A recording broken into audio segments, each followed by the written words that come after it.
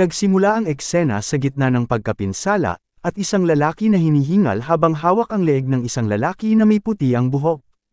Tumatawa ang puting buhok na lalaki na nagsabi na alam na niya ito, at tinitingnan ang mga bangkay ng iba pang tao, at sinasabi nito na ang lalaki ay iba kumpara sa mga walang kwentang tanga na pinatay niya. Sinabi ng lalaki na tumahimik siya, ngunit sinabi ng isa na patayin na siya, at siya lang daw ang nararapat na pumatay sa kanya anuman. Sinabi ng lalaki na hindi niya gagawin yon, dahil ipinangako niya sa kanyang koponan na hayaan na lamang ang katarungan ang humatol sa kanya. Pinagsisisihan ng lalaki ng sobra at nais niyang pinatay na lang niya ito noong araw na yon. Nakita natin sa balita na ang taong may puting buhok ay tinatawag na Song Juan Huang. Ipinarusahan siya ng kamatayan ng korte, at nilagyan si Huang ng aparato na siyang pumipigil sa kanyang paggamit ng kapangyarihan. Ngayon siya ay nasa ikalimang palapag ng basement ng kulungan sa Roculus, na itinakda para sa mga bandido. Sa ibang balita naman ay mayroon isang lalaki na nanonood ng TV, at sinabi sa balita na ang ilan sa mga bayani na nakipaglaban kasama ng bayaning si Gang Yuso ay pumanaw na rin. Ang libing para sa mga bayaning ito ay gaganapin mamayang gabi. Ang lalaking nanonood ng TV ay si Gang Yuso. May isang taong nagpatay ng TV at sinabing, "Gang Yu, dapat ikaw ay nagpapagaling at nagpapahinga sa kama." Siya ay nagtatrabaho sa bilangguan ng Roculus. Ang kanyang pangalan ay Gang Ho-so, kapatid na kambal siya ni Gang Yu. Sinabi ni Gang Yu na dapat siya ang pumatay kay Huang. Sinabi ni Gang Ho na ipinangako niya sa kanyang mga kasamahan. May flashback si Gang Yu ng isa sa kanyang mga kasamahan na nagsasabing hindi dapat pumatay ng iba, kahit na sila'y mga napakasamang bandido. Dahil sila'y mga tao pa rin, sinabi ni Gang Yu na maganda ang sinasabi nila, pero paano kung mamatay sila?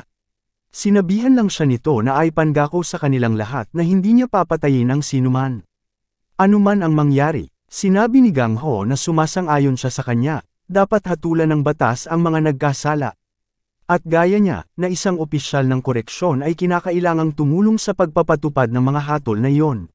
Sinabi niya na si Huang ay bibitayin sa susunod na linggo, at doon siya'y naroroon din. Sinabi niya sa kanyang kapatid na nagawa na nito ang kanyang trabaho bilang isang bayani, at bahal na ang koreksyon officer sa kanilang tungkulin. Sinabihan niya ang kanyang kapatid na bumangon, at maaari na silang magpaalam sa kanyang mga yumaong kasamahan. Maraming nag-alay ng mga bulaklak at meron ding sumisigaw na bitayin na si Huang ng mas maaga. Makikita ang mga litrato ng mga kasamahan ni Gang Yu habang nakatingin ito, inilagay ni Gang Yu ang isang bulaklak sa ibaba. Isang linggo pagkatapos, at sa araw mismo ng pagbitay kay Huang, ay pinatay si Gang Ho sa mismong araw na yon, at nabuhay si Huang. Sa loob ng isang silid ng pagkaalala kay Gang Ho, makikita na si Gang Yu ay nag-iisa na lang na nakaupo roon. Nang biglang siyang tinawag ng isang babae at sinabi nito na matagal na nang huli silang magkita. Siya ay si Warden ng bilangguang Roculus, si So Yunjo. Nagtatanong ito kung pwede ba siyang makausap, nakatingin siya sa kanya ng mabangis. Pagkatapos ay ibinigay niya sa kanya ang isang iPad, tinanong niya kung ano ito at sinabi sa kanya na ito ang nangyari sa araw ng pagbitay kay Huang. Sa video, nakikita natin ang mga opisyal ng koreksyon na naglalakad sa pasilyo kasama si Huang. At tinanong niya si Gang Ho kung siya ba ang kapatid ni Gang Yu. Pagkatapos ay sinabi niyang malamang wala siyang kapangyarihan, kaya siya'y isang gwardya sa bilangguan. Pagkatapos ay tinanong niya kung sino ang mas matanda, ngunit hindi ito pinansin ni Gang Ho at tinanong ni Huang kung ano ang nararamdaman niya kapag siya'y pumapatay ng tao. Tinanong ni Gang Ho kung ano ang ibig sabihin niya, at sinabi ni Huang na bilang gwardya sa bilangguan at tagapagbitay, marahil ay may mga pinatay na siya kagaya niya. Tinanong din ito kung ano ang pakiramdam. Sinabi ni Huang na pakiramdam niya madali lang ito para kay Gang Ho. Tinanong ni Gang Ho kung ano ang ibig sabihin niya. Sinabi ni Huang na ang pagpatay ay madali para sa kanya dahil ito rin ang kanyang nararamdaman tuwing may pinapatay ito. Sinabi ni Gang Ho na hindi siya ganon, at may konsensya siya, kahit na kailangan niyang bitayin ang mga masasamang tao. Kahit na pindutin lamang niya ang isang button, may walang humpay na mga panaginip siya tungkol sa konsensya sa pagkuha ng buhay ng iba. Sinabi ng isa sa mga bandido na tulad lang siya nila, at siya'y mamamatay tao, ito ang kanyang paulit-ulit na panaginip. Tinanong ni Huang kung bakit siya pa rin ay nagtatrabaho dito, sinabi ni Gang Ho na kailangan lang gawin ito ng kahit sino, at trabaho lang ito para sa kanya. Binuhol nila si Huang, at sinabi bago magsimula, dapat niyang sabihin ang kanyang huling mga salita ngayon. Tinanong lang niya kung sino ang mas matanda muli sa kanilang magkapatid, at sinabi ni Gang Ho na simula na ang paghuhukom at bumilang mula sa 3. Pagkatapos bumilang, nang pindutin niya ang button, at biglang nawala ang kuryente. Galit na galit si Gang Yu habang pinapanood ito sa iPad, at sinabi ni Yuonjo na sa mismong sandali ng pagbitay, biglang nawala ang kuryente. Nagtataka ang mga gwardya kung nasa loob pa si Huang. At nakita ni Gang Ho na marahil dahil ito sa electromagnetic pulse, at pinupunit ni Huang ang kanyang suot na jacket, at sinasabing tanging si Gang Yu lang ang makakapatay sa kanya. Sinabihan ni Gang Ho ang lahat na magtago, at itinulak ang isa palayo mula sa pagsabog. Nagsimula ang mga opisyal ng koreksyon na tumawag ng backup dahil nasira ang suppression na aparato ni Huang. Habang tumatawag ng saklolo, inilagay ni Huang ang kanyang kamay sa balikat ng lalaki at ngumiti. Nagsimula ang lalaki na lumobo at sinabi ni Huang na paputok ito. At pinaputok ang tao tulad ng lobo. Tumilapon ang dugo at ang nakapira-piraso na katawan ng lalaki kay Gang Ho. Sinabi ni Huang kay Gang Ho na sa tingin niya, ay siya ang mas matandang kapatid, at kung tama ba ang hula nito. Hinugot ni Gang Ho ang kanyang baton at hinampas kay Huang, ngunit biglang nagkabaluktot ang kanyang braso. Dahil sa sakit, bumagsak si Gang Ho sa kanyang mga tuhod, at tinanong siya ni Huang kung tama ba ang kanyang hinala. Kinuha ulit ni Gang Ho ang kanyang baton, sinasabing karapat-dapat siyang parusahan ng batas. Hinampas niya ulit kay Huang, sabay sabi na dapat magkaroon ng katarungan. Ngunit biglang naging piraso ng karne at pula na hugis bilog ang kanyang katawan. Ang kanyang sombrero ay unti-unting bumagsak sa sahig, katabi ang lahat ng natira sa kanyang katawan. Sinabi ni Huang na mas mabuti pang tanungin si Gang Yu kung tama ba siya. Tahimik si Gang Yu, at sinabi ni Yunjo na ang isang hindi kilalang electromagnetic strike ay nagpapalaya sa lahat ng bilanggo mula sa kanilang mga suppression na aparato. Magandang balita dahil nahinto nila ang kanilang pagtakas, ngunit maraming opisyal ang nakalock sa loob. Nagtanong si Gang Yu kung sino ang naglunsad nito, sinabi ni Yunjo na patuloy pa rin nilang sinusubukan alamin, at naghingi ito ng paumanhin dahil tinanong niya ito habang nasa burol ng kanyang kapatid kung kaya niyang pigilan ang riot sa bilangguan. Sinagot siya ni Gang Yu ng oo, ngunit humingi ito ng isang kondisyon kay Yunjo. Sinabi ni Gang Yu na sinabi ng kanyang mga kasamahan na hindi dapat pumatay ang mga bayani, at sinabi rin ito ng kanyang yumaong kapatid na dapat hatulan ng batas ang mga preso. At ang mga taong nagpapatupad ng hatol na iyon ay ang mga koreksyon officer o tinatawag na eksekusyoner. Lumipat sa bilangguan ang eksena, sinisikap ng mga preso na pabagsakin ang pinto at patayin ang mga gwardya. Bumukas ang pinto. Habang ang mga preso ay nasa sabik ng pumunta sa pinto nang makita nila na bumukadkad ang mga ito. At biglang lumipad sa ere ang mga bilanggo.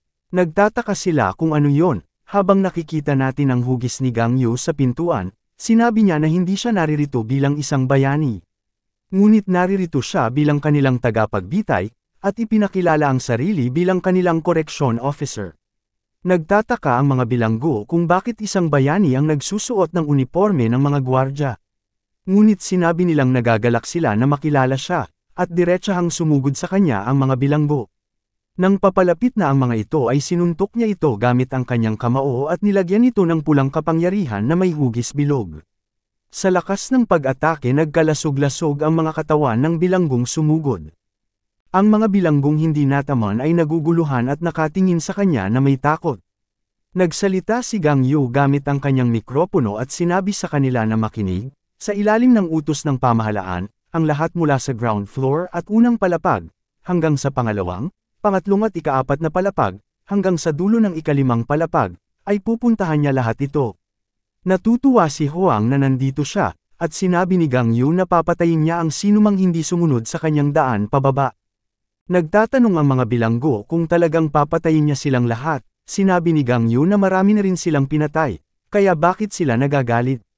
Sumagot ang isa sa kanila na hindi siya maraming pinatay, pero 12 na ang kanyang napatay.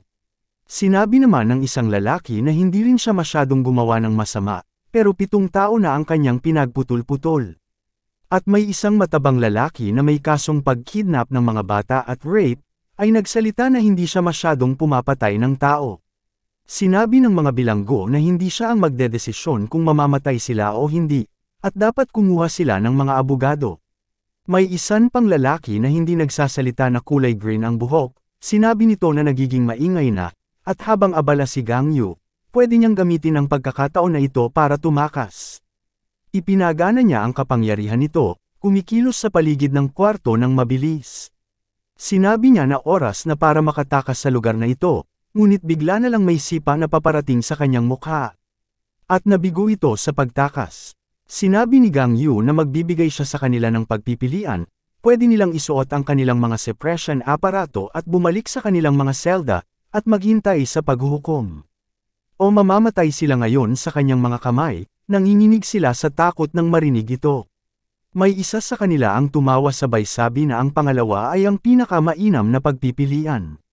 Dahil sa huli ay mamamatay din sila, bakit hindi nalang mamatay ng lumalaban? Sinabi ng lalaki na hindi tumutugma ang mga tuntunin ng negosasyon ni Gang Yu. Sinagot ni Gang Yu na hindi ito negosasyon, at pag-aalay lamang ito ng awa. Nagsisimula nilang mapagtanto na sila ay nasa malalim na alanganin, dahil siya ay isang bayani at hindi lamang basta gwardya.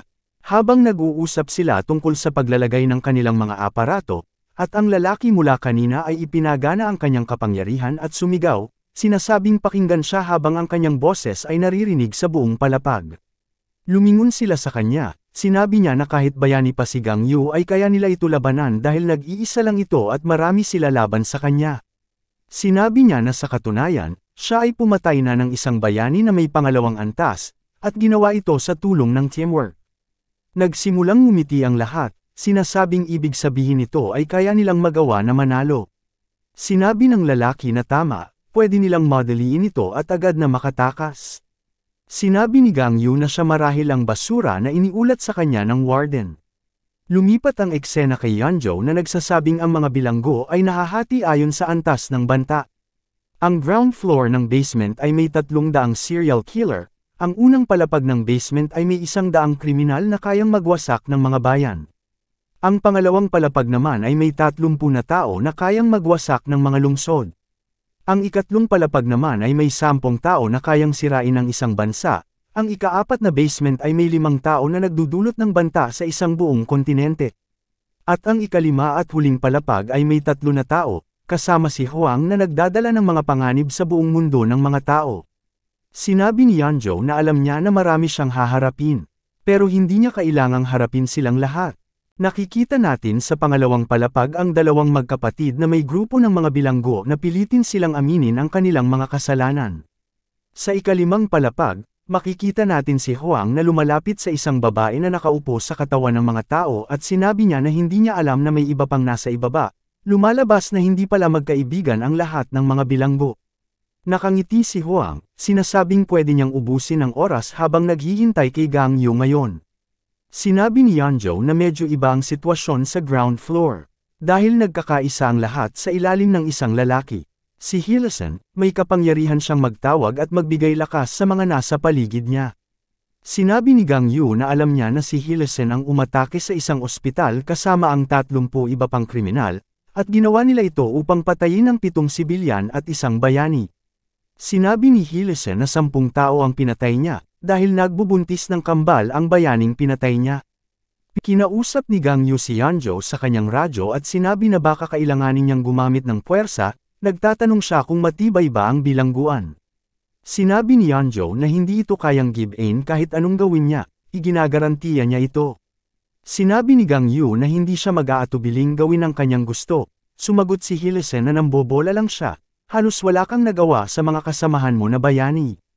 Nahuli mo lang si Huang sa pamamagitan ng pagsasakripisyo ng iyong mga kasamahan para magarantiya mo ang paghuli kay Huang. Sinabi ni Hilson na isusunod ito sa kanyang mga namatay na kasamahan, at saka sumigaw upang magbigay ng lakas sa lahat ng nasa paligid niya. Nag-umpisa ang mga bilanggo na makakuha ng lakas na dumadaloy sa mga ugat nila na nagmula kay Hilson, at inutusan sila ni Hilson na saktan siya. Tumakbo sila papunta sa kanya. Ngunit simpleng suntok na may puwersa ng pulang kapangyarihan ni Gang Yu na nagdulot ng sapat na lakas at pagkadurog. Halos walang laban na pinagputol nito ang mga katawan ng bilanggo na nasa unang hanay. Nagsimulang magpawis ng nerbiyos si Hillison, at nagtataka kung anong nangyari. Habang nagsisimulang maranasan ng mga bilanggo ang tunay na takot para sa kanilang buhay, nadarama niya ang isang napakalaking presyon ng enerhiya. Itinaas ni Gang Yu ang kanyang binti sa himpapawid, at malapit nang ibagsak ito sa lupa. Nang inihampas na niya ito ay tumalbog ang mga bilanggo na nasa harapan niya at lumipad ito sa ere. Napuno ang buong bilangguan ng kanyang enerhiya, at isa sa mga bilanggo sa loob ng soliteryo ay nagtatanong kung si Gang Yu ba ang sanhi nito. Sumigaw si Hillison, nagtatanong kung ano ang nangyayari. Pagkatapos ay tumingin siya pataas at nakita si Gang Yu na paparating, ang pula na enerhiya ni Yu ay unti-unting bumubuo sa paligid ng kanyang kamay, at silang lahat ay nagpanik sa pagtatangkang pigilan siya bago dumating ang kanyang atake. Nakikita natin na ang gauntlet na ginawa ni Yu ay tinatawag na Mode 1, at ang atake na kanyang ipinadala ay nagsimulang hiwain ang mga tao sa mga piraso. Sa wakas, natamo na ni Hillison ang kanyang hatol ng paghuhukom. Habang palubog ito sa ere, sinabi niya na hindi ito maaaring mangyari, at ang lahat ng kanilang mga katawan ay unti-unti nang bumabagsak sa sahig. At lahat ng mga nakatayong bilanggo ay nakahandusay sa sahig na walang buhay. Pagkatapos ay ginamit niya ulit ang mikropono niya. Sinasabi na ang mga bilanggo sa ground floor ay lahat pinatay niya na, kaya't oras na para sa kanya na pumunta sa solitary confinement. Napatanong si Gang Yu sa kanyang sarili, kung ilang dosena o daang tao ang kanyang napaslang. Nakikita natin siya na sinasabihan ng dalawang bilanggo at pinapili ito na isuot nila ang kanilang mga suppression device o mamatay sila ngayon din. Natakot ang mga ito, ngunit tumakbo ang isa sa kanila at sumugod ito kay Yu ngunit nilampasaw niya lang ito. Sinabi ng isang lalaki na isusuot na niya ito. Nagsalita naman si Gang Yu sa lalaki na lumapit at kunin ito. Inilabas ng lalaki ang kanyang mga kamay. Sinasabing ibigay ito sa kanya, ngunit hindi napapaakit si Gang Yu habang nagsisimula ang lalaki na mag-charge ng kanyang atake. Inilunsad niya ito at tinamaan si Gang Yu. Sinabi niya kay Yu kung sinong tanga ang magsusuot nito, hindi naapektuhan si Gang Yu sa pag-atake. Naalala ni Gang Yu ang isang babae na tinatawag na Tomei na nagsasabing naaawa siya sa mga walang pisikal na kapangyarihan. Sinasabi na sila'y maaaring magpaputok lamang ng atake mula sa malayo, hindi nila alam kung gaano kasarap ang dumurog ng isang tao gamit ang kanilang sariling mga kamay. Ang kamao ni Gang Yu ay tumama sa lalaki, at pinasabog niya ang ulo nito, tinanong nito kung masarap ba sa pakiramdam. Sinasabi ni Gang Yu na parang nagbibiyak lang siya ng itlog. Matapos nito pabagsakin ng lalaki ay nagpatuloy siya sa paglakad papunta sa selda ng soliteryo, nang pindutin nito ang isang button papasok sa isang silid, hanggang marinig natin ang isang lalaki na nagsasabi na nagtataka siya kung ano ang ingay sa labas. Nakikilala niya si Gang Yu, sinasabing 3 taon na ang lumipas ng huli nilang pagkikita. Ang lalaki ay si Chuck Fielder, isang kumakain ng tao. Tumayo siya at sinabihan si Gang Yu na tila nakahanap ito ng bagong trabaho. Pero sinabi niyang mukha siyang basura sa suot nito, sinabihan siya ni Gang Yu na pumili sa dalawa, kung isusuot niya ang suppression device o mamamatay siya. Napangiti si Chuck sa kanya at sinabi nito na alam niyang magkikita sila ulit ni Gang Yu.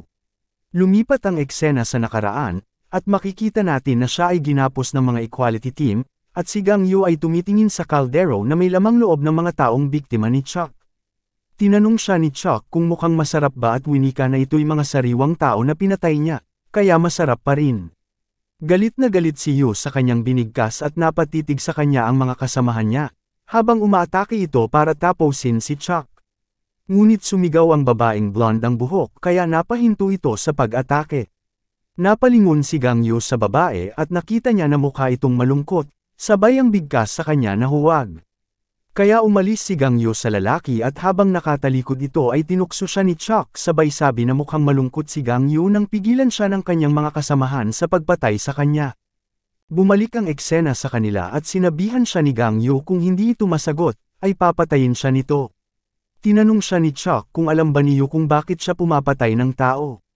Pinutol ni Gang Yu ang ulo ni Chuck sabay sabi na wala siyang pake dito. Pero patuloy na nagsasalita pa rin ito. At sinasabi na ginawa niya ito para maalala siya ng mga tao. Binanggit din ni Chuck, kapag pinatay niya ang isang tao, siya ay matatandaan nila sa kanilang buhay. At ginagamit niya ang kanyang kapangyarihan para iukit ang kanyang alaala sa kanilang mga mata. upang hindi siya makalimutan kahit sa kamatayan, habang gumagawa siya ng ilusyon ng kanyang sarili sa paligid ng isa sa kanyang mga nabiktima. Sinabi ni Chuck na naaalala niya ang lahat ng kanyang mga pinaslang. At tinanong kung gusto ba ni Gang Yu pangalanan lahat ito. Nagsimula siyang lumikha ng larawan ng isa sa kanila, at hawak-hawak niya ang ulo nito, ngunit biglang naputol ang kanyang braso. Napahawak si Chuck sa kanyang putol na braso at sinabihan siya ni Gang Yu na may dahilan pala kaya ito nakakulong na mag-isa dito. Binanggit din ni Yu na pinupuntirya niya ang kanyang bibig, ngunit sa palagay niya ay nakaiwas ito ng kaunti. Sinabi ni Chuck na mayroon siyang tanong bago siya mamatay, nagtatanong kung naaalala ba ni Gang Yu ang mga tao na kanyang pinatay papunta dito. Sinabi ni Yu na walang kabuluhan ang pag-alala sa mga walang kwentang tao. Nagsimula siyang lumikha ng mga larawan ng mga miyembro ng Equality, at silang lahat ay nagsimulang tumawag kay Gang Yu.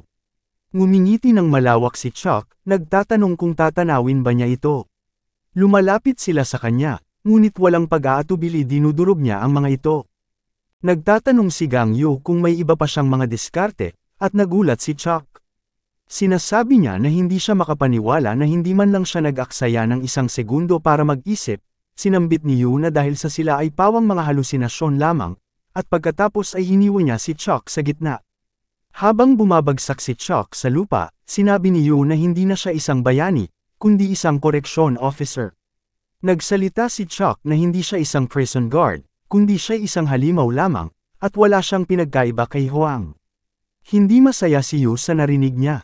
Pagkatapos ay lumipat ang eksena kay Huang. At tila ay nababagot nga ito, dahil hindi naman makikipaglaban ang isang babae sa kanya. Nagtatanong siya kung gaano katagal bago dumating si Gang Yu. O baka sakali, siya na mismo ang pumunta sa kanya. Biglang lumipat ang eksena sa labas ng bilangguan, makikita natin ang tatlong grupo at ang isang babae ay nakatutok kay Gang Yu sa kanyang tablet. Nagtanong ang lalaki sa babae na tinatawag na binibining Singka, kung kailan ito gusto na sila'y pumagitna. Ngunit sinabi nito na nagpapakita na ang lalaki na kanyang magiging asawa. Habang nakatitig si Singka kay Gang Yu sa kanyang tablet ay tinanong siya ng lalaki kung ano ang ibig sabihin niya, at paulit-ulit niya itong binigkas na siya ay kanyang magiging asawa. Ang lalaking ito ay si Keynes, sinabi nito sa babae na dati ay si Huang ang gusto niyang maging asawa.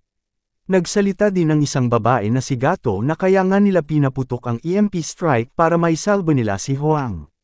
Sinambit ni Keynes na si Gang Yu ay isang bayani, at hadlang sa mga masasamang plano nila. Sinabi ni Singka na bayani nga siya dati, pero ngayon mukhang hindi na. Pinagsabihan siya nila na pumili ito sa kanilang dalawa, dahil hindi na niya maaaring makuha silang pareho. Sinabi niya na hindi niya alam kung sino pipiliin, pero naisip niyang pumili na lang siya, kung sino ang mananalo sa kanilang dalawa ni Gang Yu at Huang. Ngayon, hindi na siya makapaghintay na malaman kung sino ang mabubuhay sa kanilang dalawa. Lumipat ang eksena sa kanila ni Yunjo at Gang Yu at pinupuri niya ito, sinasabing mabilis niyang nalilinis ang ground floor. Sinabihan siyang magpahinga dahil mas magiging malakas ang mga bilanggo sa mga susunod na palapag. Sinabi ni Gang Yu na hindi niya kailangan ng pahinga at bababa na siya, kaya pinabubuksan niya ang pinto. Sumang-ayon si Yunjo, sinabi niya na may hiling siya kay Gang Yu, at may mga signal siyang natatanggap mula sa mga opisyal na may buhay pa sa mas mababang palapag. Kaya tulungan niya sila para makabalik ng ligtas. Nagtanong si Gang Yu kung alam nito kung ilan ang buhay pa sa bawat palapag, sinabi ni Yunjo na hindi, dahil nasira ang mga komunikasyon sa ibaba ng unang palapag. Maliban sa ikalimang palapag, nakita natin ang isang lalaki na gumagapang at humihingi ng tulong habang ito'y nakikita ng kamera. Pinasabog ni Huang ang lalaking nasa harap ng kamera, halos parang imbitasyon na pumunta na sila sa ibaba.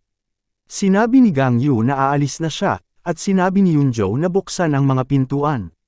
Habang binubuksan ito, binalaan niya si Gang Yu na mas malakas pa ang mga makakasalubong nila sa daan pababa. Nang bumukas ang gate, marinig natin ang ugong at biglang tinamaan si Gang Yu.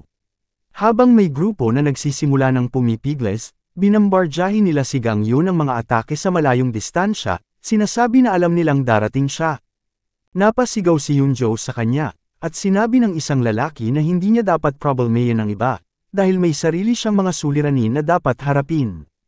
Agad na dinakip ng lalaki ang leg ni Yunjo at binitin ito pataas. Sinambit ng lalaki na ito'y maganda. Sinabi niya na matagal na niyang gustong burahin ang mayabang na pagmumukha nito. Tinawag niya ang mga kasamahan niya na pwede silang magpalitan sa kanya pagkatapos niya dito, ngunit nakita niyang patay na ang lahat sa likod niya. Nagtaka siya kung ano ang nangyari, at saka tumingin siya pataas at nakita si Gang Yu. Binugbog ni Gang Yu ang lalaki, at nilampaso ito gamit ang kanyang kamao. Nahulog si Yunjo sa sahig, at sinabihan siya ni Gang Yu na umalis na kapag binuksan ang susunod na palapag dahil hindi ligtas dito. Malamig na bumigkas siya na naiintindihan niya. Nabanggit din niya kay Yu na ang nahuli ni Taimei na si Tomoki ay nasa basement ng unang palapag.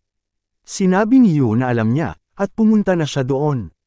Lumipat ang eksena sa unang palapag ng basement, nagtataka ang ilan sa mga bilanggo dahil sa malakas na tunog at sinabi nila na siguro meron ng nakatakas na iba. Nagsalita ang isang babae na mga tanga, syempre hindi sila nakatakas. Sa tingin mo ba meron sa atin dito makakagawa ng ganun kalakas na ingay na tunog? Sinambit din niya na binalaan na niya ang ilan sa kanila na manatili, ngunit hindi sila nakinig. Ang babaeng ito ay si Tomoki, siya ay pumatay ng 28 bayani. Siya mismo ay isang dating bayani, at sinasabi na may dahilan kung bakit sila mga kontrabida, at halos sa kanila ay hindi nag-iisip. Iniinsulto siya ng isa sa kanila, tinatanong kung gusto niyang mamatay. Sinabi ni Tomoki na akala mo siguro kaya mo akong patayin. Sinasabi din niya sa lahat ng preso na mga sibilyan lang ang kanilang napapatay, at tinanong kung nakapatay na ba sila ng may angking nakapangyarihan o kung may nakalaban na ba sila. Nasambit din niya na ngunit walang paraan o hindi sila mapaparito kung hindi pa ito nakapatay. Sinabi ng malaking lalaki na papatayin siya nito ngayon din, bago pa nakaporma ay agad niyang hiniwa ang lalaki sa gitna. Pinatay niya ito gamit ang kanyang matulis na malahalimaw na kamay. Sinabi ni Tomoki sino ang kanyang papatayin. Mayabang na tanga. Nagsalita din siya na marami na siyang nahuli na masama dati noong isa pa siyang bayani, at natutunan niya kung paano makipaglaban sa mga taong may kapangyarihan. Ginamit niya ang kanyang natutunan para pumatay rin ang mga bayani, sinabi niya sa iba na sumali sa kanya. At ituturo nito sa kanila kung paano matalo ang iba pang mga may angking kakayahan. Nakikita natin si Gang Yu na naglalakad sa hallway, at sinasabi ni Tomoki na alam niya rin ang kanyang mga kakayahan. Itinanong nila kung paano niya alam ang kanyang mga kakayahan, sinabi niya sa kanila na nabuhay siya bilang isang bayani. Kaya alam niya rin ang marami tungkol sa iba pang mga bayani, sinabi ng isa sa kanila na ang pinagkaiba nila ni Yu, ay siya ay bahagi ng equality kaya siya ang unang antas na bayani, hindi tulad ni Tomoki na pangatlong antas na bayani. Tumawa siya sabay sabi na seryosa ang babaeng blonde ang buhok. Na naging leader ng equality sinimulan niyang baguhin ang industriya ng mga bayani. Una, ipinagbawal niya ang mga bayani na pumatay ng mga bandido. Pangalawa, nagsasanay siya ng mga tao upang gawin itong bayani kasama ang kanyang mga grupo. At panghuli, pinawalang bisa niya ang sistemang may antas, kung saan inilalagay sa 5 magkakaibang antas ang mga bayani, sinasabi niya ito sa kanila, dahil bago sumali si Gang Yu, ang mga sistemang ito ay tinanggal na. Walang umaasa na sasali siya, dahil wala siyang kahit anong kahanga-hangang tagumpay. Kaya ang chismis, siya ay kasintahan ni Ryosa. Sinabi ng lalaki na tama siya, at hindi pa niya nakikita si Gang Yu na lumalaban. Pero nabanggit din ito na halos wala pang 1 oras nang ubusin niya ang mga bilanggo sa ground floor, kaya nasa ikalawang antas ng bayani siya nang hindi bababa. Sinabi ni Tomoki na lahat ng nasa ground floor, sila ay mga mahihina. Kahit ang grupo na ito ay maaaring walisin sila, dahil bawat isa sa kanila ay pumatay na ng libu-libong tao. At ang pangalan ng lalaki ay Speech, at siya ay pumatay na ng 6,400 na tao. Sinabi ni Tomoki na si Gang Yu ay hindi mahina, pero alam niya ang kanyang kahinaan kaya't sinasabi niya na pwede nilang matalo ito. Nagtanong si Speech kung sigurado siya sa kahinaan, tinanong siya ni Tomoki kung bakit sila nag-aalinlangan. Sinabi niya na mas lumalapit na si Gang Yu sa bawat segundo, kaya ang karamihan ay pumayag na sumama sa kanya. Ngunit hindi pa sinabi ni Speech na sasama siya, pero sa huli ay nagpasya siyang makipaglaban sa kanya, nagtatanong kung ano ang plano. Natutunan natin na ang mga superpowers ay unang namataan maraming siglo na ang nakakalipas. At sa mga taon na yon, ang mga mananaliksik ay nag-aral at nag-ugnay ng mga kapangyarihan sa 3 uri. Ang mga physical-type superpowers, creation-type superpowers, at mga special type superpowers na hindi nagkakasya sa una-dalawang kategorya. Naghihintay ang grupo, habang pumasok si Gang Yu sinabi nila na nandito na siya. Ang kanilang mga mata ay nagsimulang kumikislap ng asul habang ginagamit ni Speech ang kanyang kakayahan kasama si Tomoki upang ibahagi ang paningin ng iba. Sinabi ni Tomoki na si Gang Yu ay may physical type power tulad niya. Iniisip niya na alam na niya ang kanyang kahinaan dahil nakita niya si Gang Yu nag-eensayo noong siya ay isang bayani pa. Nakita niya na siya ay malapit sa isang malaking robot, at nakita niya na hindi umiiwas si Gang Yu mula sa pag-atake dahil sinasalo niya lang ito. Nagbalik ang eksena kay Gang Yu na nagsasalita sa grupo na ilagay nila ang kanilang mga suppression device o mamatay tulad ng karaniwan. Biglang may atake na lumilipad mula sa gilid, sumabog sa kanan ni Gang Yu. Ngumiti si Tomoki, sinasabi na hindi siya umaatres sa mga atake, at ipinwesto niya ang mga bilanggo na may kapangyarihang uri ng paglikha sa likod ng mga pinaigting na pintuan ng selda, upang maaari nilang hampasin si Gang Yu mula sa malayo. Maraming atake ang sumalubong sa kanya, at sinabi ni Speech na tama ang sinasabi ni Tomoki, kasi sinasalo niya ang kanilang mga atake. Ngunit alam ni Tomoki kung bakit hindi umaatres si Gang Yu, dahil hindi niya kailangan magpakaiwas sa atake. Kaya nagdagdag si Tomoki ng isang plano, habang patuloy sa pag-atake ang mga bilanggo mula sa malayong distansya. Naglalagay ng mga aparato sa kanyang katawan ang isang preso, at ito ay walang iba kundi ang mga suppression device na para sa mga bilanggo. Sinabi ng isang bilanggo na handa na sila. Bago ang kanilang pagpaplano ay sinabi ni Speech na natagpuan niya ang mga ito sa mga patay na gwardya, at kinuha niya ang pinapakuha ni Tomoki na mga aparato. Nagtatanong siya kung gagana ba ito sa kanya. Sinabi ni Tomoki na kailangan lang nila ng marami sa mga ito. 10 piraso sapat na para pigilan ang isang pangalawang antas na bayani, at 15 para sa isang unang antas na bayani. Kaya sapat na ang kanilang mga aparato para sa kanya. Sinabi niya sa lalaking si Million na ikabit ang mga device habang binobomba siya ng iba. Ngunit sinabi ni Tomoki na para mas sigurado ay dapat ikabit nila ang 30 suppression device sa kanya. Ngayon nalaman natin ang kanyang plano, at sinabi ng mga bilanggo na katapusan na ni Gang Yu, ngunit syempre may 3 butas ang plano ni Tomoki. Ang una ay nagsimulang masira ang mga nakakabit na aparato sa kanya sa pamamagitan lamang ng pag-ere niya, dahil siya ay nasa kanyang pinakamalakas na puwersa ng pagkabayani. Nanunood ang mga bilanggo habang lumilipad ang mga aparato sa hangin, at biglang lumipad ito pataas papunta sa kanila, at pinagsusuntok ang mga ito. Dito ay napagtanto nila na mas malakas pa si Gang Yu kaysa sa unang antas na bayani. Nakita ito ni Speech at sinabi kay Tomoki na nasira na niya ang mga suppression device. Silang lahat ay nagulat, nagsimula ang mga natitirang preso na tumakbo sabay sabi na oras na para sa ikalawang phase. Sumigaw si Speech na ipaalam ito sa iba. Sinabi nila kay Gang Yu na huwag gumalaw, habang may hawak silang bihag na gwardya. Sinasabi na kung gumalaw siya ay papatayin nila ito. Lumilitaw ang atake ni Gang Yu sa magkaibang direksyon. Pinapatay ang lahat ng mga bilanggo sa paligid, at pinalaya ang mga gwardya. Ang kanyang pangalawang butas, ay hindi limitado si Gang Yu sa malapitang labanan, dahil siya ay isang espesyal na uri. Nakikita natin ang isa pang pangkat ng mga bangkay mula sa kanyang atake. Sinasabi ng mga preso mula sa malayo na ilalagay nila ang kanilang mga aparato at hinihiling ang awa. Ngunit bumuo si Gang Yu ng isang malaking tibak gamit ang kanyang kapangyarihan at sinasayaw ito sa paligid ng kwarto. Pinuputol ang lahat ng tinataga nito, dahil ang huling butas sa plano ni Tomoki ay ang paglaban sa isang taong walang pag-asa na manalo laban dito.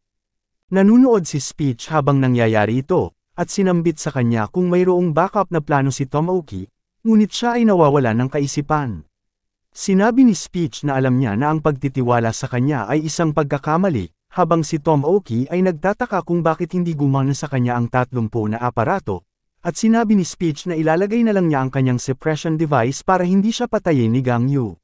Sinabi ni Tomoki na tumahimik siya, at sinaksak siya nito sa dibdib dahil sa galit. Patuloy niyang tinutusok ito, habang sinasabihan na wala itong karapatan pagsigawan siya at huwag itong isipin na mas magaling siya kaysa sa kanya. Sinabi rin niya na sapat ang aparato na nakakabit kay Gang Yu para pigilan ang isang unang antas na bayani, kaya napatanong ito sa sarili kung paano niya ito nasira. Sinabi rin niya na bakit hindi siya lumalaban sa mga bandido dati na mag-isa kung ganito siya kalakas, at sumisigaw na sinabi nito na wala itong kabuluhan. Narinig niya ang isang gwardya na gumagapang sa ibaba, at nagkatinginan sila, saka sumigaw ito ng tulong. Hinampas niya ito, ngunit biglang naputol ang kanyang kamay, dahil naririto si Gang Yu na may matatalim na anyong halimaw ang kamay. Nagsalita si Gang Yu kung mayroon siyang mga huling hiling bago niya ito paslangin. Siya'y kinakabahan at tumatawa, dahil alam niyang nasa peligro na ang kanyang kalagayan.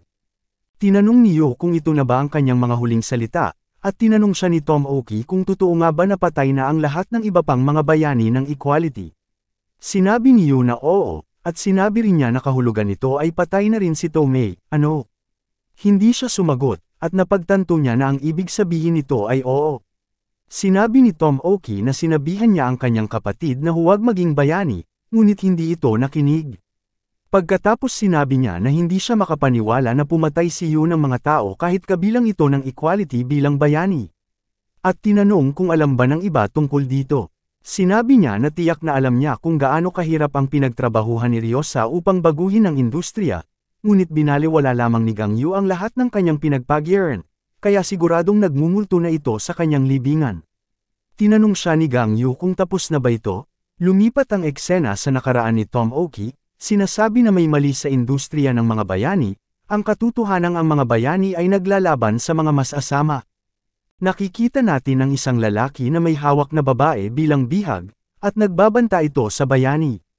Ngunit pinatay ng bayani ang parehong inosenteng bihag at ang masama, dahil ang mga bayani ay pinagkalooban ng pagkawala sa parusang pagpatay sa mga sibilyan. Sila ay nasa itaas ng batas dahil sa pagkawalang bisa ng mga batas sa kanilang mapapatay. Si Tomoki ay isang bayaning tinatawag na Bliss, sa simpleng dahilan. Nakikita natin na siya ay naglalakad kasama si Tomei, ang kanyang batang kapatid. Si Tomei ay walang kapangyarihang espesyal, ngunit labis na hinahangaan niya ang kanyang matandang kapatid, pero si Tomoki ay gustong-gusto ang atensyon. Nakikita natin ang isang babae na nagpapasalamat sa kanya dahil sa pagsalba sa kanya, at sinabi ni Tomoki na siyempre, ginagawa ko lang ang trabaho ko. Dito nakaramdam si Tomoki ng pagiging superior kaysa sa iba. Isang araw, si Tomoki ay nakapatay ng isang masama sa isa sa kanyang mga misyon, at pagkatapos ng unang pagpatay, siya ay naadik sa pagkitil ng buhay. Ramdam niya ang isang pag-asang hindi niya pa nararanasan noon, at ang pagpatay ay nagbibigay ng labis na kaligayahan sa kanya. Pinapatay niya ang sinumang makakasalubong niya, mula sa mga mas-asama hanggang sa mga bayani, walang halaga ito sa kanya. Mas gusto niya ang pagpatay sa kanyang mga kasamahan na mas mahina kaysa sa kanya. Ang kanilang mga mukha ng nakakaramdam ng pagtatraidor at pagkagulat ay lubos na nagbibigay ng kaligayahan sa kanya. Kapag nagsimula ng umiyak at samamo ang mga biktima niya, ay nasa pinakamataas na tuktok siya sa kanyang buhay. Ngunit walang kasalanan na hindi pinaparusahan. Iniisip ni Tomei na nakakabahala na palaging late umuwi si Tomoki na may matinding amoy ng dugo. Kaya sinusundan niya ito isang araw, at nakita niya itong pumatay ng isang grupo ng mga kawatan, nahuli niya ito sa akto. Tinakpan niya ang kanyang bibig matapos tawagin ang kanyang kapatid, nagsalita si Tomoki sa kanyang kapatid na huwag itong lumabas ng bahay kapag gabi na. Ngunit sinabi niya na huli na ang lahat para roon, nagsalita ito sa kanyang kapatid kung nais nitong sumali sa kanya. At kung hindi, magpapatuloy siya sa pagpatay sa kanila. Sumigaw si Tomei ng huwag, at biglang lumitaw ang isang kadena na bumabalot sa pulso ni Tomoki. Ito ang paraan kung paano nagising si Tomei sa kanyang kapangyarihan, ang pagpigil sa kanyang kapatid ang unang aktong ginawa niya bilang isang bayani, ngunit nakawala ito. Pagkatapos nito, opisyal na rehistrado siya bilang isang bayani, at sinimulan niyang sundan ang kanyang kapatid. Isang araw, sa wakas ay nahuli niya ang kanyang kapatid at inaresto ito. Sinabi ni Tomoki na siya ay kanyang kapatid, at sinabi na ito ay nakakadismaya. Sinabi ni Tomoki na ramdam niya na malakas ang kapangyarihan ng kanyang kapatid. Ngunit nakalulungkot na hindi ito isang uri ng pisikal na kapangyarihan. Dito niya sinabi na sa totoo lang, awa ako sa mga taong walang uri ng pisikal na kapangyarihan. At ang magagawa lang nila ay umatake mula sa malayuan, hindi nila mararanasan ang saya ng pagdurog sa isang tao nang gamit ang kanilang mga kamay. Sinabi din niya na hindi nito mauunawaan kailanman kung ano nararamdaman niya. Sinabi ni Tomei na hindi siya ang kanyang kapatid. Bumalik ang eksena sa kanila ni Gang Yu at Tomoki at tinanong kung paano namatay si Tomei, at kung namaalam na ba siya. Sinabi ni Gang Yu na namatay siya habang lumalaban kay Huang. Lumipat ang eksena sa nangyari sa laban nila kay Huang at nakikita natin si Tomei na umiiyak sabay sabi kung gaano ito kasakit. Nakikiusap sa kanyang mas matandang kapatid na iligtas siya. Sinabi ito ni Gang Yu sa kanya, at nagsalita si Tomoki na hindi na sana niya tinanong ito. Matapos mag-usap ay binabago niya ang nawawalang kamay na parang isang matalim na sandata. Kaagad na sumugod ito ng atake papunta kay Gang Yu, at tinutusok ito sa dibdib. Ngunit nagulat ito nang bigla naglaho si Gang Yu sa kanyang harapan at nakita niyang nasa likod na niya ito. Lumipat siya para umatake muli, ngunit sinipa siya nito sa tagiliran. Tinamaan siya at tumilapon ito patungo sa pader, habang unti-unting nawawala ang usok, lumabas si Tomoki mula rito, at sumugod ng pag-atake kay Gang Yu pero nakailag ito at sinuntok siya sa tiyan. Umubos siya ng dugo at napaluhod sa kanyang mga tuhod. At bumalik ito sa kanyang tunay na anyo. Tumingin si Gang Yu sa kanya, at sinabi nitong malungkot siyang patayin ang pamilya ng isa niyang kasamahan. Sinambit ni Tomoki kay Yu kung maaari siya nitong patawarin, dahil siya ay isang bayani at nagpanata na hindi ito papatay. Nagsalita si Gang Yu na hindi na siya isang bayani.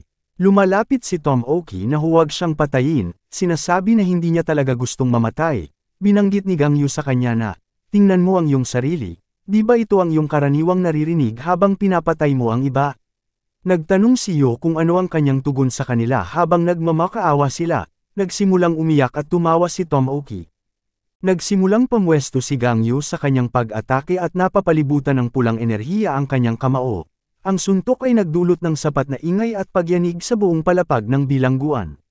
Nagtatanong si Singka sa kanyang kasamahan kung narinig ba nila yon. Sinasabi niya na siguro si Gang Yu iyon at muli ay napaibig siya dito. Natakot ang isang gwardya sa loob sa narinig niya, habang si Huang naman ay masayang tumingin sa taas. Sinasabi niya na hindi na niya matiis, at pupunta na siya ngayon. Ngunit bigla na lang may tumadyak sa kanyang tagiliran, kaya't siya'y tumilapon sa pader. Sinasabi ni Huang na hindi niya yun inaasahan, naririnig natin ang isang matandang lalaki na nagtatanong kay Huang kung siya'y naiinip. Nagsalita ang matanda na gusto nito makipaglaro, ang kanyang pangalan ay si Kingston. Bumigkas si Huang na mukha siyang nakakatakot. Sinasabi ni Kingston na hindi naman, at siya ay isang matanda na gusto lamang makipaglaro sa mga bata. Lumipat ang eksena sa istasyon ng mga gwardya sa isang silid na nagsasabi kay Yunjo na may nangyayari sa ibaba, at magkalaban sina Kingston at Huang. Sinasabi niya na magandang balita yon, siguradong mamamatay ang isa sa kanila. Umaasa siyang si Huang ang mamamatay sa kanila, dahil hindi masyadong banta si Kingston kumpara sa kanya. Ngunit napatanong si Yunjo kung bakit hawak ni Huang ang babae sa ere. Nagtanong si Huang kay Kingston kung maglalaro ba siya, at bumigkas si Kingston na oo. Ngunit sinasabi ni Huang na ayaw niya maglaro. Pero nagsalita si Kingston na gustong-gusto niya makipaglaro sa kanya. Si Kingston ay ang unang bilanggo na nakakulong dito, at ang pinakamatagal na preso sa Rockyles. Hindi tulad ng mga bilanggo sa ika-4 at ika-5 palapag, na pumatay ng milyon-milyong tao. Si Kingston ay pumatay lamang ng 3 tao, ang unang biktima niya ay si Caracas, ang pinakamakapangyarihan at pinakamalupit na masamang karakter sa panahon niya. Ang dalawa pang biktima ay ang makapangyarihang duo ng bayani na tinatawag na Clark at Hilo. Biglang lumitaw si Kingston at pinatay sila pareho ng sabay. Nakikita natin siya na nakasuot ng martial arts na damit, at nagtatanong kung siya na ba ang pinakamalakas sa buong mundo ngayon. Ngunit siya ay nadismaya at hinayaan na hulihin siya ng mga pulis sa utos ng pamahalaan. Malaking banta si Kingston sa sanlibutan, ngunit nagkusang loob siyang sumuko, at ang katotohanan na hindi magkaayos noon, ang pamahalaan at ang asosasyon ng mga bayani ay nagbigay sa kanya ng pagkakataon na mabuhay dito nang walang pangamba na bibitayin siya sa loob ng 30 taon. Sinasabi niya na hindi niya papatayin si Huang, at gusto lamang niyang maglaro. Sumang-ayon si Huang dito, at sinimulan niyang itaas ang mga patay na katawan ng gwardya sa hangin. Pagkatapos ay binago niya ang mga ito lahat sa mga maliliit na piraso na hugis bilog, at sinasabi ni Huang na kaya niyang maglaro sandali. Pagkatapos ay umatake ito gamit ang mga gawang hugis bola ng tao patungo kay Kingston, habang lumalapit ang mga ito. Unti-unti niyang inuusisa ang kanyang kamay at sinimulan niyang baliwalain at itaboy ang kanilang direksyon. Nagawa niyang maiwasan ang lahat na pag-atake ni Huang. Pagkatapos ay sumabog ang mga bola ng karne ng tao, at nagsimulang umulan ng dugo sa buong silid habang umingiti si Kingston. Sinabi niya na akala niya gumagamit si Huang ng telekinesis, ngunit ang paraan ng pag-atake at depensa niya ay nagpapahiwatig na ito'y iba. Nagsalita si Kingston kung may iba pa siyang atake. Sinabi ni Huang na nagbago na ang kanyang isip, hindi na magiging masaya ang paglalaro sa kanya, at wala nang saysay na patayin ng isang taong malapit nang mamatay dahil sa katandaan. Sinabi ni Kingston na mayabang siya, at marami na siyang nakita na gaya niyang mag-isip na parang sila na yata ang pinakamalaking isda sa lawa. Sinimulan niya pamwesto patungo kay Huang, at nagsisimulang mabiyak ang mga sahig sa ilalim niya at nagliliparan ang mga bato sa paligid niya. Habang nanunood sa silid ang mga gwardya, nagkataranta ang mga ito sa kanilang nakita, at sinabi ni Yunjo na kumalma sila. Binanggit din niya na ang Roculus Prison ay mayroong 20 palapag ng espesyal na mga pader na kayang pumihil laban sa kapangyarihan ng mga bayaning nasa una at pangalawang antas. Bumalik kay Kingston ang eksena, at sinabi niya na tuturuan niya si Huang ng tamang asal, bigla siyang lumundag at dumiretso patungo kay Huang na may pumalipad na sipa. Nakikita natin ito sa harap ng kanyang mukha, at narinig natin ang malakas na pagsabog ng pagsipa ni Kingston. Muling niyanig ang buong bilangguan, at sumisigaw ang gwardya sa takot pati si Gang Yu ay nadama din ng malakas na pagyanig habang ito'y naglalakad. Nagtatanong si Yunjo kung tapos na ang laban at sino ang nanalo. Sumagot ang gwardya na hindi yun ang isyu at biglang napatitig ng seryoso si Yunjo, dahil ang mga pader ng Roculus ay nawasak sa pag-atake ni Kingston na nagdulot ng pagkabutas nito. Nagsisimulang pawisan ang mga gwardya pati ng nerbyosong si Yunjo, sinasabi na sila ay nasa malaking gulo. Lumapit si Huang sa mga pader, sinasabi na parang siya ay isang buhay na drill at nagtatanong kung paano niya nasira ang lahat ng mga pader. Sinasabi niya na maaaring ito ay magiging interesante. Dahil sa hindi pangkaraniwan na ginawa ni Kingston siya ay napadesisyon na sundan si Kingston palabas. Biglang sumulpot ang grupo ni Singka at naririnig natin siya na nagsasabing bakit mo susundan sa labas ang matandang yon. At mas masaya raw na manatili na lang siya dito at makipag-usap sa kanya. Nagulat si Yunjo sa mga nakita niya, habang si Huang naman ay nagtatanong kung sino sila. Nagsalita si Singka na malalaman niya ang pagkilanlan niya kung makapag-usap siya sa kanya. Sumisigaw si Yunjo, at nagtatanong kung paano siya nakapasok sa ika-5 antas ng basement, saka tumingin si Singka sa kamera at sinabi niya sa mga manunood na umalis na sila, at pinatay ang kamera. Pinagbuhatan ni Yunjo ng galit ang mesa sa pagkainis. Habang si Gang Yu naman ay nasa harap ng malaking pinto para bumaba, sinasabi kay Yunjo na nilinis na niya ang buong unang palapag, at buksan ang pinto. Ngunit sinabi sa kanya na maghintay, nagtanong siya kung ano ang problema, saka tumigil ang komunikasyon nila. Nagsabi ito na baka ang signal ay sira lang, at puwersahang binuksan ang pinto sabay sabi na tiyak na mas lalong maging masama ang signal habang siya'y bumababa. Si Gang Yu ay bumaba sa hagdan patungo sa ika-2 palapag ng basement.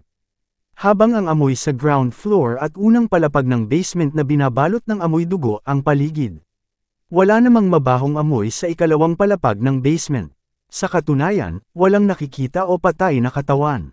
Napakalinis. Narinig niya ang isang taong sumisigaw at lumingon upang makita ang babaeng gwardya mula sa malayo na tumatakbo palayo sa mga halimaw.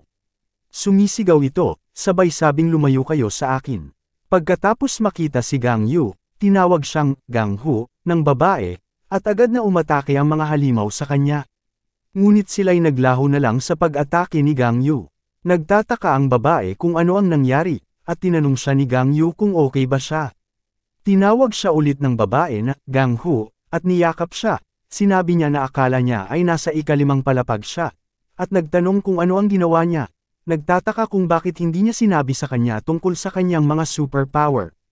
Itinulak niya ito palayo, sinasabi na hindi siya si Gang Hu, kundi ang kanyang kapatid. Lumaki ang mga mata ng babae sa pagkagulat, at nagtatanong kung siya ba ang bayaning si Gang Yuso. Pagkatapos ay napaisip siya kung bakit ito naka-uniforme, at bakit siya naririto. Nagsalita si Yu kung siya ba ang isa sa kasamahan ni Gang Ho, at sinabing hindi ligtas ang lugar na ito para sa kanya. Tinawag siya ng babae na bayaw, at nagtataka si Gang Yu kung ano ang ibig sabihin nito. Sinabi ng babae na kailangan niyang ipakilala ang kanyang sarili. At binanggit nito na sila ay magiging magbayaw, nasabi niya rin na napakalapit nila ni Gang Ho sa itsura. Naguguluhan si Gang Yu sa mga nasambit ng babae, saka biglang lumipat ang eksena sa mga isolation cell. Naririnig natin ang isang bata na nagsasalita sa kanyang kapatid.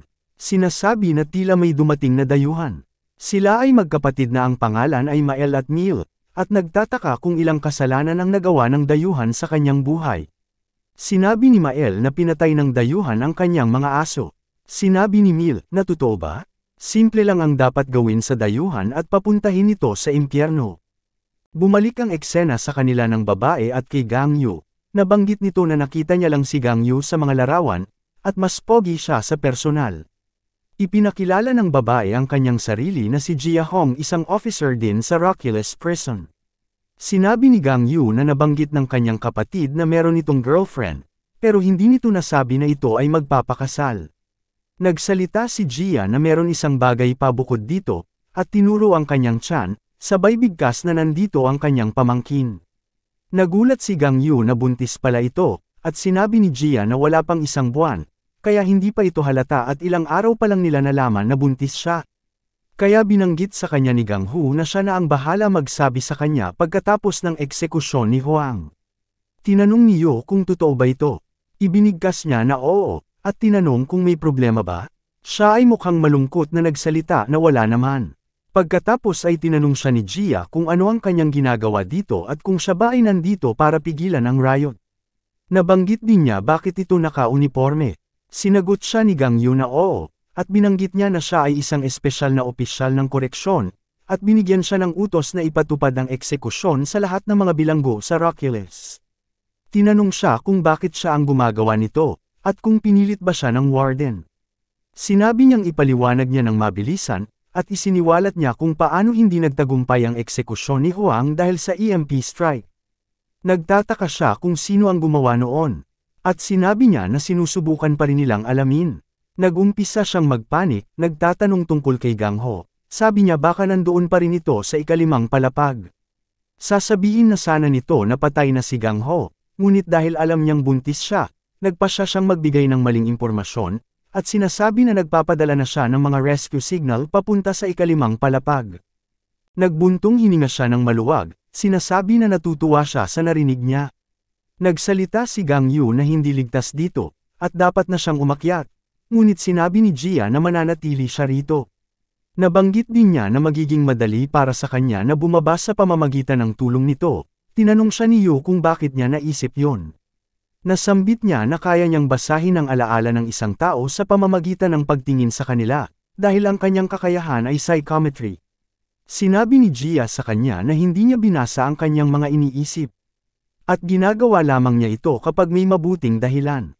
Binanggit din niya na ginagamit niya lamang ito upang makatulong sa pagbibigay ng psychiatric na tulong sa mga bilanggo, at upang malaman kung tunay silang may kasalanan. Tinanong ni Yu kung paano siya makakatulong, at sinabi niya na kontrolado ng mga magkapatid na sina Mael at Mil ang buong ikalawang basement.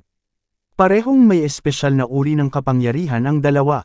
Sila ay nagsusama ng mga nilalang na tumutusok sa puso ng mga tao, at gumagawa ng mga puppet mula sa kanilang mga biktima. Sa ngayon, lahat ng mga bilanggo ay mga puppet nila.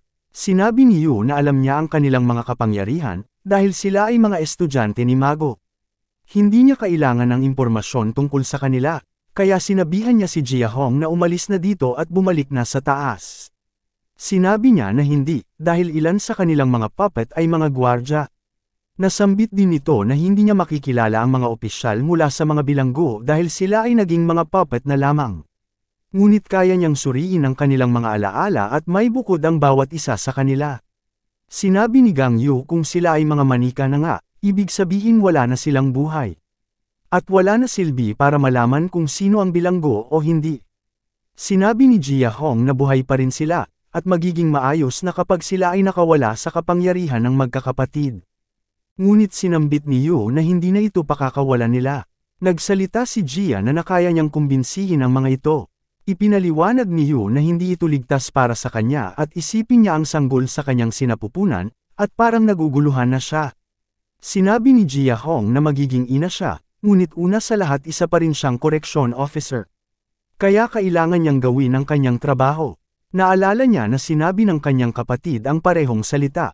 Pumayag si Gang Yu, at ginamit ang kanyang kapangyarihan upang balutin si Jia.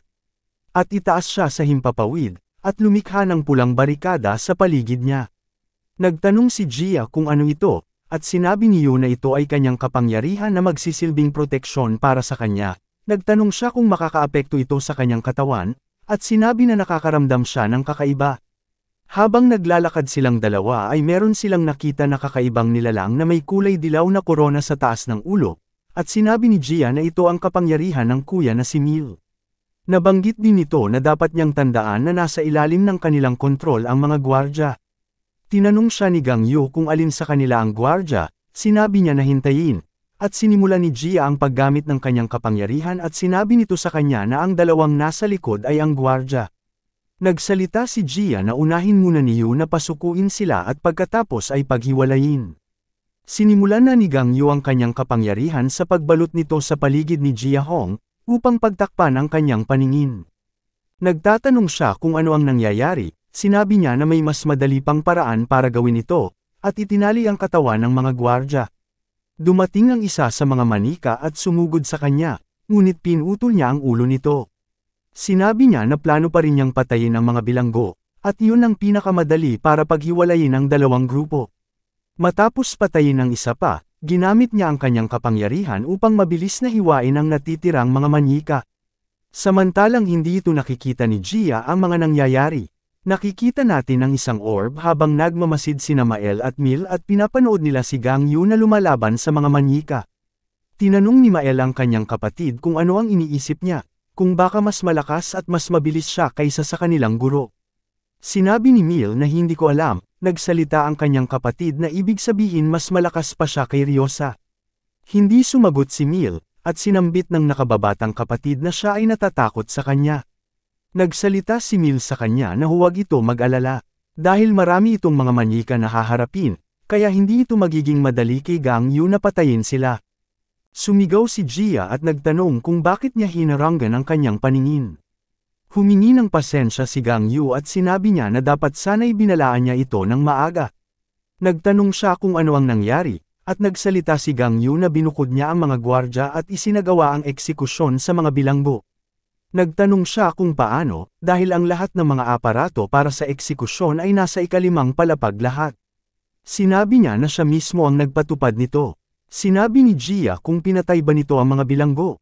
At sinagot siya ni Gang Yu kung may problema ba dito. Tinanong niya kung sino ang may ideya nito. Sumagot si Yu na sa kanya ito nanggaling, at napatanong siya kung pumayag ba si Yunjo dito. Sinabi niya na oo. At napabuntong hininga si Jia at tinanong kung ano ang iniisip ni Yunjo dito. At sinambit ni Jia kung okay ba siya sa kanyang ginagawa. Sinabi ni Gang Yu na ginagawa niya lamang ang sinasabi sa kanya bilang isang correctional officer, at tinanong kung ano ang problema dito. Binanggit ni Jia na ang trabaho ng isang opisyales ay hindi sa pagpatay ng mga bilanggo, kundi ang pag-rehabilitate sa kanila. Bumigkas si Gang Yu na hindi niya kailangan ng leksyon tungkol sa mga doktrina. Nabanggit din ni Jia na hindi dapat pumapatay ang mga bayani, at dapat lamang silang hatulan ng batas. Pero alam ni Gang Yu mula sa kanyang karanasan na ang pagpatay sa kanila ang tamang paraan ng pagharap sa kanila. Sinabi din niya na ang masama ay pumapas lang ng walang dahilan. Hindi niya iniinda kung ituring siyang bayani o isang correction officer. At dapat niyang ginawa ito noon pa, dahil kailangan meron isang tao na dapat magpabagsak sa mga halimaw na ito. Sinubukan siyang paliwanagan ni Jia, at sinasabi nito na tao pa rin sila. Tinanong siya ni Yu kung seryoso siya sa mga sinasabi niya at bakit niya iniisip na tao sila, dahil lahat ng mga preso dito ay pumatay ng libu-libong tao, at wala silang karapatan na mabuhay sa mundo. Noon ay nagkaroon ng debate sa pag-alis ng parusang kamatayan dahil maaaring makapatay ng mga inosenteng tao. Pero wala pa may nagkamali sa nasasakdal simula nang may mga taong may kapangyarihang psychometric na kaya nabamasa ng pag-iisip. Sigurado si Yu na alam ito ni Jia ng mas mabuti kaysa kanino man. Sinabi niya na may kanya-kanyang kwento naman ang lahat, lalo na ang magkapatid na Mael at Mil sabay iyak nito sa harapan ni Gang Yu. Nagsalita si Gang Yu na ang bawat isa naman sa mundo ay may mga kwento. Ngunit paano naman ang kanilang mga biktima, tiyak na mayroon din silang kwento. At bukod pa roon, ano ba ang pinagkaiba? Sila ay magiging patay pa rin, maging sa kanyang mga kamay o sa parusang kamatayan. Sinagot siya ni Gia na hindi dapat payagan ng isang individual na magpatupad ng parusang kamatayan. Nagsalita si Gang Yu sa kanya na tigilan na ito at ito'y sapat na. Kung patuloy siyang magpaliwanag tungkol sa moralidad ay padadala siya nito sa itaas ng palapag, at gagampanan ang mga bagay tulad ng kanyang plano mula sa simula. Nanatiling tahimik si Gia, at nagpatuloy sila sa paglalakad sa pasilyo, hanggang sa nakasalubong nila ang ilang kaaway na mga kaluluwa ng kadiliman. Tinanong niya kung sino ang mga opisyal, at sinabi niya na ang tatlo sa pinakadulong likuran. Sinabi niya na nakikita niya ito, at naghahanda si Yu sa pag-atake. Sinabi sa kanya ni Gia na magagalit si Gang Ho kapag nalaman niya ito. Ngunit hindi siya sumagot, at sumalakay ang mga manyika sa kanya.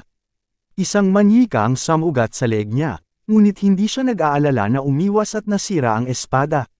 Patuloy pa rin si Gia sa pagsalita at sinabi na magagalit ang kanyang kapatid na si Gang Ho kapag nalaman niya ito, na puno ng galit ang mga mata ni Gang Yu at nagawa niyang sumabog. Tumaas siya at sinabog ang ulo ng isang manyika sa galit. Napipikon siya sa lahat ng mga salita na ibinabaon sa kanyang lalamunan ng iba. Dahil halos silang lahat ay pareho ang sinasambit na mga salita sa kanilang bunganga, natatakot si Gia sa nakikita niya. Habang ginagamit niya ang kanyang gauntlet upang hiwain ang isa pang manyika, ang natitirang mga ito ay nagsisimula ng sumalakay sa kanya. Ngunit tapos na si Gang Yu sa pakikinig sa mga moral ng iba, at ginamit ang Mode 5 ng kanyang kapangyarihan na kung saan makikita natin ang mga pulang orb, at ipinaatake ito sa bawat isa ng mga manyika na nasa harapan niya. Pagkatapos ay bumabalot ito sa kanilang mga katawan, at pumuputok sila at naging usok. Huminga siya ng malalim, dahil nakatulong sa kanya ang pagpapalabas ng sama ng loob mula sa mga bilanggong pinatay niya. Nakikita natin si Singka na sumusubaybay sa kanya, at sobrang tuwa.